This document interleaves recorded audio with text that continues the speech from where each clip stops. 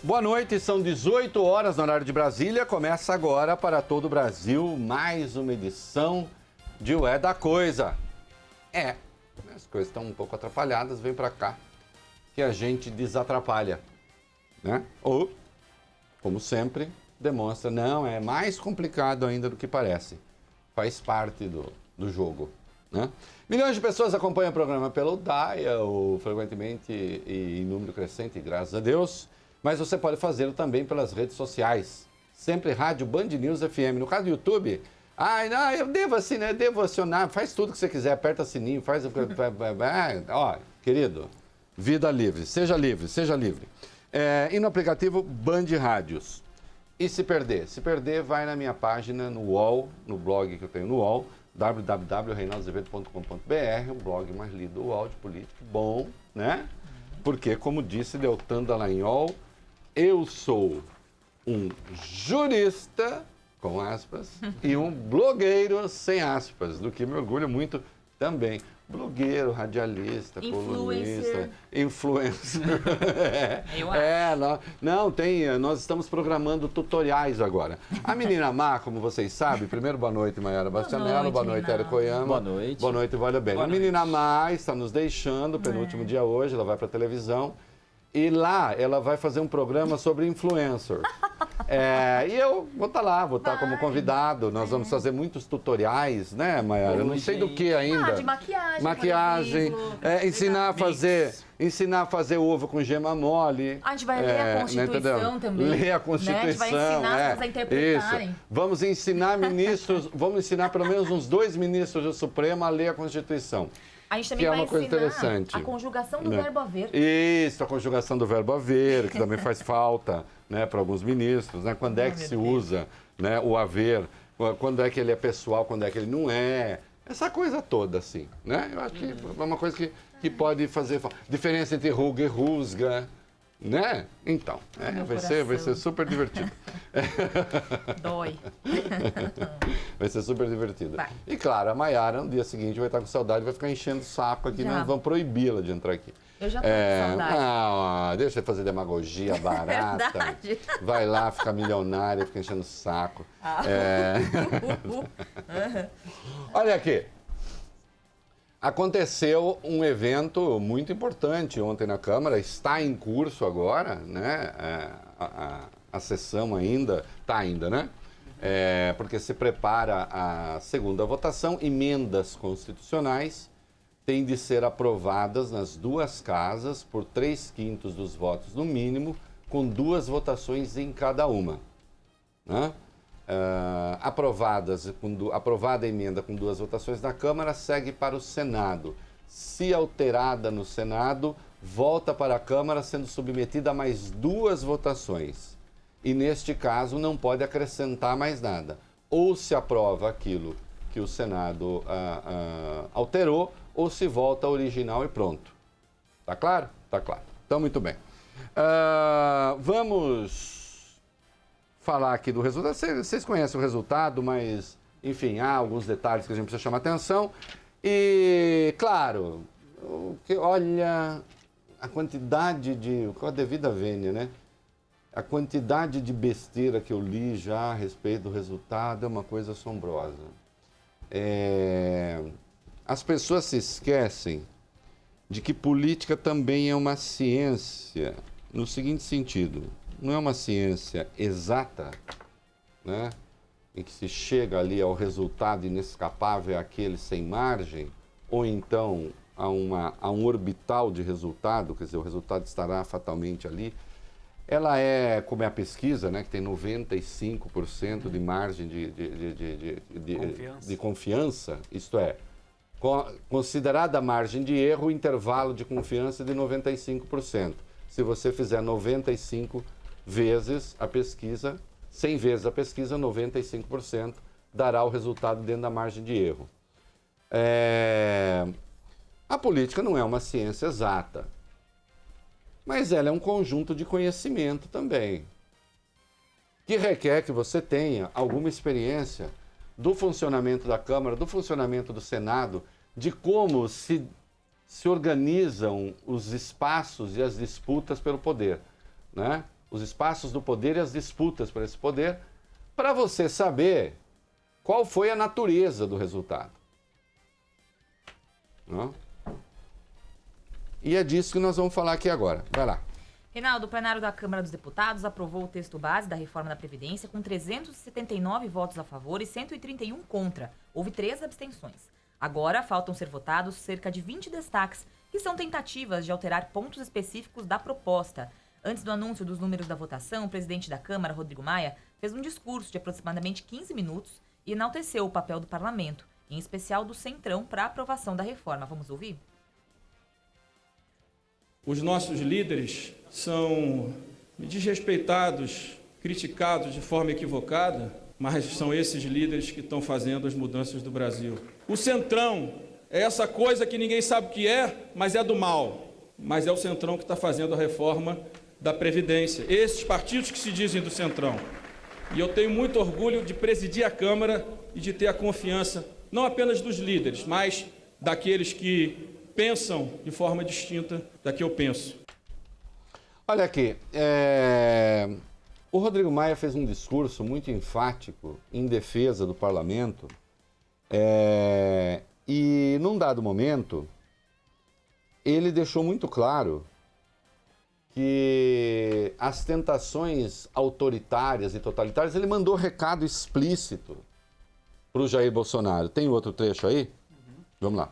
Sem nenhum interesse em tirar nenhuma prerrogativa do presidente da República, de entrar em nenhuma prerrogativa do presidente da República, mas durante 30 anos tiraram as prerrogativas dessa casa, diminuíram a importância dessa casa, e o nosso papel é recuperar a força da Câmara e do Congresso Nacional, porque recuperando a força da Câmara, nós estamos fortalecendo a nossa democracia.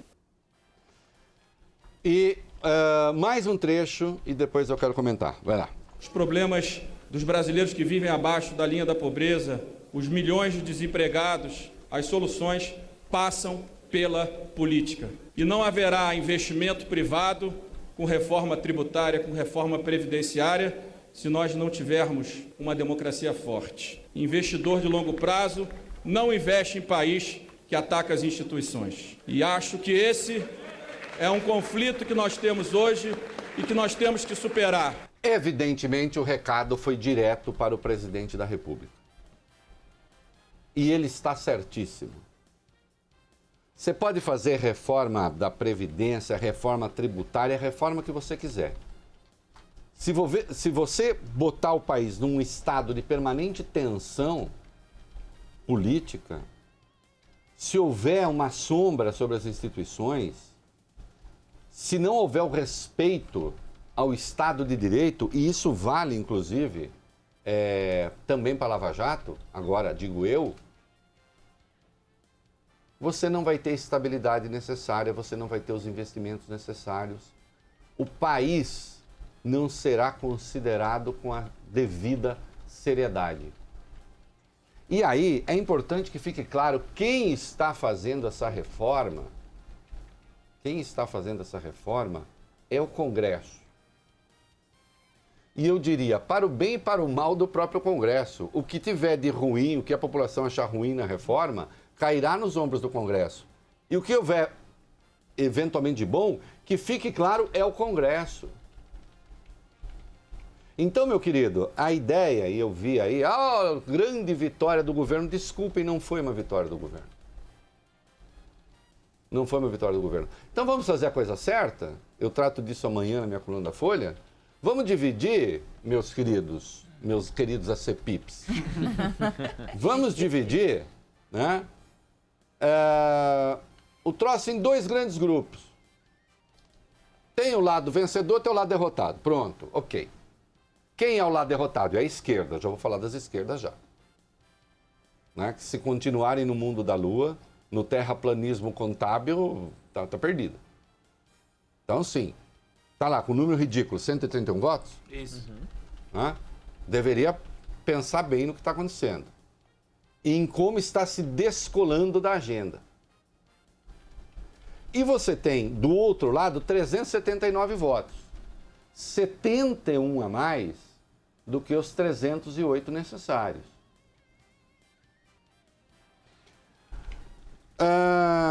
Milagre. Milagre é evento sem causa.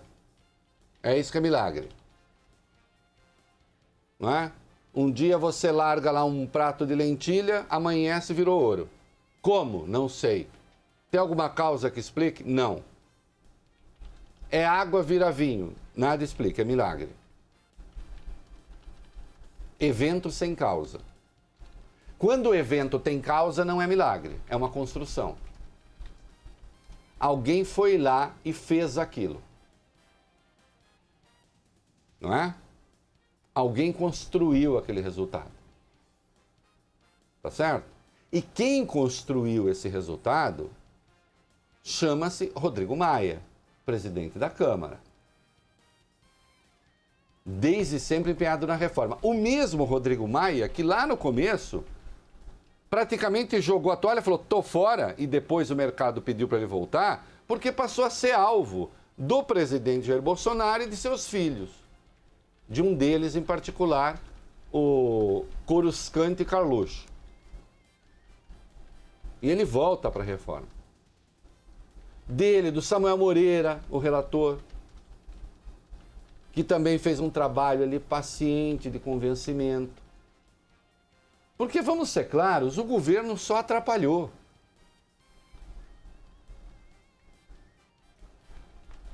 Eu li um troço irado das pessoas iradas, porque hoje, assim, a pessoa acha que se ela ficar irada, ela fica certa. Eu acho bom isso, assim. Deixa eu ficar bem bravo, que é para ver se eu tenho razão. Geralmente, não. Não fosse o Paulo Guedes... Bom, o Paulo Guedes desenhou uma reforma ousada, Agora, meu filho, no papel você pode propor até o assalto ao céu. Vamos assaltar o céu? Vamos fazer um plano? Vamos. É possível? Bom. Aí precisa ver como. Quem construiu essa maioria sólida, quem construiu essa maioria folgada, chama-se Rodrigo Maia, com conquista, inclusive, de votos do terreno oposicionista. E esta exaltação que ele faz ao chamado Centrão não é por acaso, porque passou a ser o grupo, o principal alvo dos ataques disso que se chama por aí nova política, sem que se defina direito o que é nova política.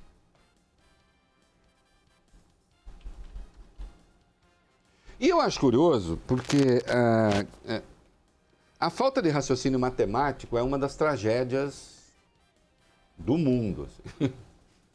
Né? E muito especialmente das pessoas da área de humanas. Né? Porque os engenheiros costumam ter, os economistas costumam ter. Agora, a área de humanas, e onde se insere a política, não. Vamos lá, se o Rodrigo Maia construiu os 379 votos, muito além, portanto, dos 308 necessários, e foi ele que construiu, você tem daí duas decorrências lógicas.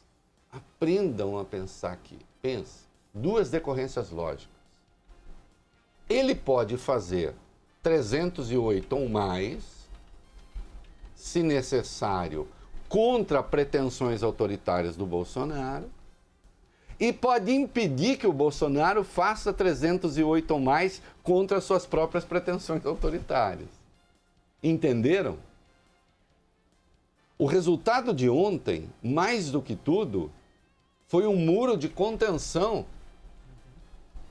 às pretensões cesaristas, bonapartistas, autoritárias do presidente da República. Vejam como política não é uma coisa assim, plana. É preciso pensar o significado. Não por acaso, ele, com esse resultado, manda um recado para o presidente. E está dizendo, a vitória foi desta casa. A vitória foi do Congresso. Tudo bem, a reforma ainda pode sofrer prejuízo nos destaques e tal. Ontem rejeitaram um dos professores. Há outros. Ou como diria Sérgio Moro, hão outros. Né? Há outros. Vamos ver. De qualquer modo, não haverá desidratação possível que deixe essa reforma abaixo de um patamar bastante razoável. Hã?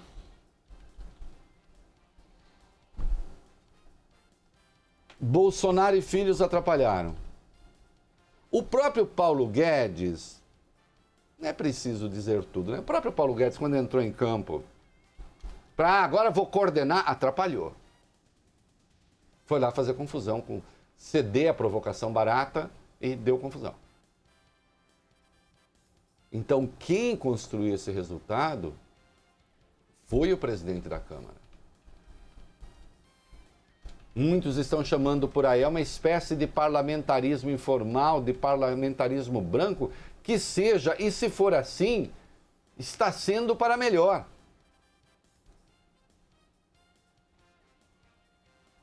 Ah, não, você está errado, está tentando tirar uma óbvia vitória do presidente. Não, eu estou dizendo que o campo governista venceu. E o campo oposicionista foi humilhado. Dentro do campo governista, agora sim, e é preciso ser um simplório para não perceber isso, dentro do campo governista há o vitorioso e há o derrotado. O vitorioso no campo governista é o Rodrigo Maia, o derrotado se chama Jair Bolsonaro. Que não é o Bolsonaro que tem 379 votos na Câmara, nem 308. Quem tem os votos para passar emendas ou para rejeitar emendas na Câmara se chama Rodrigo Maia. Daí esse discurso. Necessário para deixar claro que os Napoleões de plantão não passarão. Quanto à esquerda, olha aqui. Os idiotas falam o que bem entendem, né? E não se pode proibir idiota de falar, não é isso? A democracia foi feita também para os idiotas. O problema é quando eles começam a comandar a democracia, né? Porque aí eles tentam destruí-la. No dia 22 de fevereiro, as coisas que eu escrevo ficam publicadas, eu não ligo, graças a Deus. No dia de 22 de fevereiro, eu escrevi na Folha de São Paulo um artigo em que se lê o seguinte: a proposta da reforma da Previdência é boa, o governo é ruim. É confortável e errado estabelecer um nexo causal entre um governo que se revela patologicamente reacionário e a sua determinação de promover a reforma, como se esta fosse a expressão econômica, material propriamente, de uma inflexão política que requer para se efetivar o que é lido como a espoliação dos mais pobres, a cassação de direitos, a marginalização dos oprimidos. Há uma mentira factual irrespondível nessa hipótese, que é a hipótese da esquerda, né? A espinha dorsal do texto está na diminuição de privilégios brutais, embora os pobres também sejam alcançados pelas medidas. Eu estaria intelectualmente mais tranquilo, com menos inquietação, porque conheceria a resposta, se abraçasse essa perspectiva, que me parece ser a de alguns analistas de esquerda, ainda que peça escusas pelo reducionismo inevitável. Eu vislumbro uma contradição entre a reforma e o governo, onde eles enxergam uma relação de congruência ou de causa e efeito. Sim, reacionários na caricatura e na vida real estão sempre prontos a caçar direitos. Mas será ela, a reforma, um capítulo da luta de classes em desfavor dos mais pobres? É sustentável a tese de que a reforma é um desdobramento inevitável da vitória da extrema-direita? O modelo que temos não traz em si consolidada a derrota do oprimido? Reconheço, aponto e combato o caráter direitopata do governo, mas entendo que a reforma da Previdência, escoimados e excluídos, eventuais exageros, é socialmente justa e economicamente progressista para quem gosta dessa palavra. E não apenas porque corta mais de quem tem mais, mas porque o déficit previdenciário consome recursos que podem e devem ser aplicados no combate às tais iniquidades. Esse texto é meu, não é de outra pessoa. Então não vem me atribuir o que eu não disse. Sustento que Bolsonaro promove a reforma da Previdência, apesar do seu reacionarismo, não em razão dele. Há, nesse caso, um hiato na cadeia de causalidades. A esquerda insistiu nesse discurso. Embora fosse convidada, e eu a convido nesse texto de fevereiro, a participar propositivamente do debate. E ela preferiu operar no modo da negação. De modo que o resultado que ela teve no plenário é ainda inferior proporcionalmente ao resultado que ela teve nas urnas. Não se esqueçam, percentualmente dos votos válidos, Bolsonaro se elegeu com 55 a 45. As esquerdas obtiveram bem menos de 45% dos votos da Câmara. Né? Quer dizer, um resultado que demonstra que ela renunciou ao palco onde a história está se desenhando. Então a história está se fazendo aqui, ela está aqui. Com um discurso atrasado, insistindo em teses impossíveis, porque ainda que se possa, e é por isso que deveria ter participado de outro modo, que ainda que você possa dizer, mas agora ficou muito difícil para o trabalhador se aposentar, mesmo com a idade mínima. E é verdade. É verdade. Só vai ser possível se aposentar com pelo menos 40 anos de contribuição. É verdade. Você pode achar isso justo ou injusto, é verdade. Agora, negar que o sistema fosse perverso, especialmente perverso, para os mais pobres? Ora. Mas vai preservar privilégio dos militares participassem ativamente do debate para evidenciar isso? Em vez de ficar brincando de negar tudo?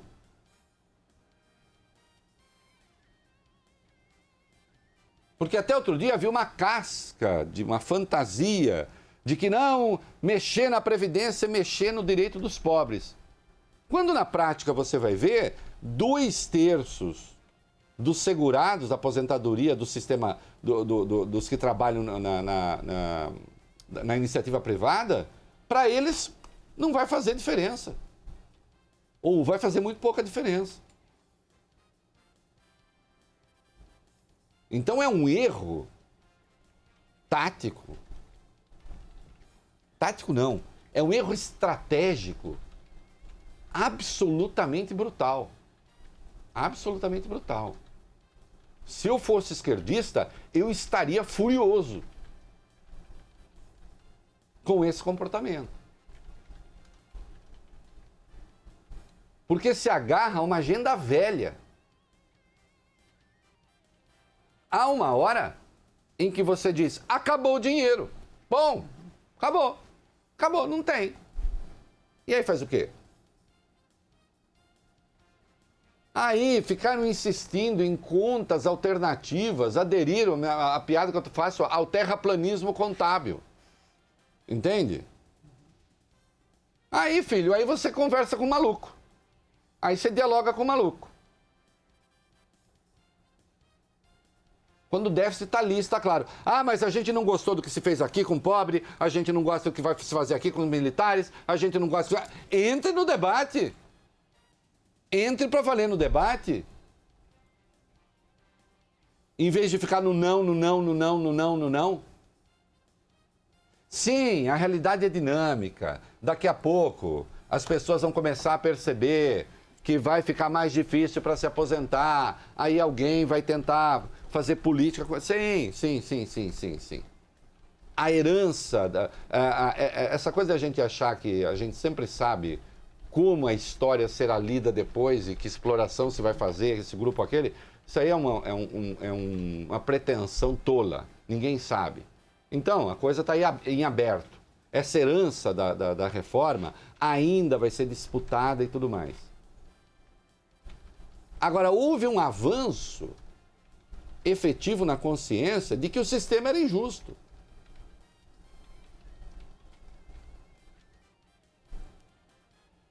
E se era fácil,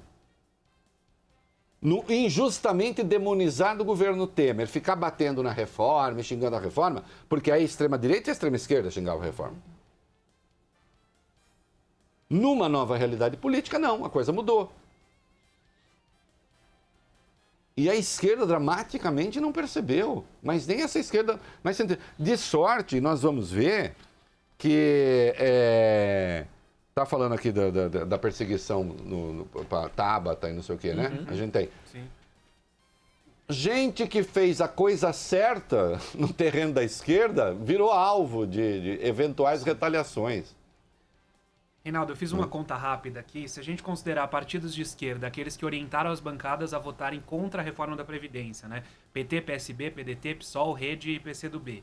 E a gente calcular o número de votos que eles tiveram nas eleições do ano passado, representa 26% total. Na Câmara. Na Câmara. Na Câmara. Pois é. Né? Então, assim, é um desatino, né? Um desatino. Os votos oposicionistas, insisto, né? Os votos oposicionistas no Brasil foram 45% dos válidos. Líderes ignoraram o Bolsonaro e falaram do Rodrigo Maia. Vamos lá. Quem é que fala? Discursos que antecederam a votação principal do texto principal da reforma da Previdência na Câmara praticamente ignoraram a participação do presidente Jair Bolsonaro no assunto.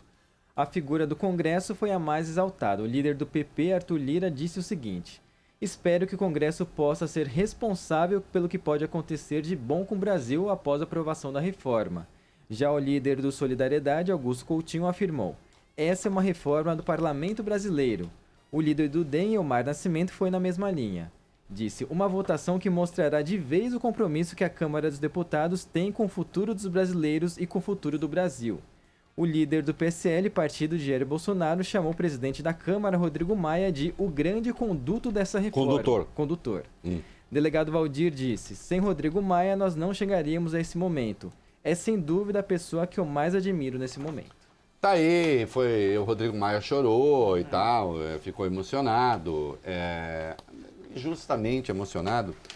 Olha, deixa eu dizer uma coisa, até porque ele voltou à carga hoje, né? Parece que o presidente voltou de novo a se dizer Deus, ou algo parecido, ou filho de Deus, ou enviado de Deus, ou algo assim.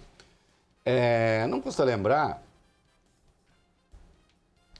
que enquanto o Rodrigo Maia estava costurando votos e conquistando votos, o Bolsonaro estava participando de um culto evangélico na Câmara, né? E eu estou esperando o momento, já disse ontem, que a votação do Congresso vai se dar em alguma igreja, né?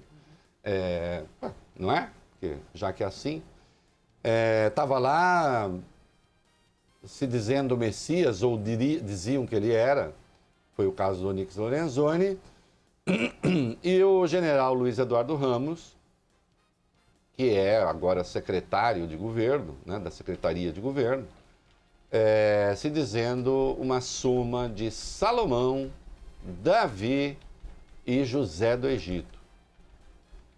Então, enquanto essas pessoas se perdiam nesse discurso místico, sem fundamento, sem ele nem beira, havia alguém cuidando do que deveria ser cuidado, que é dos votos.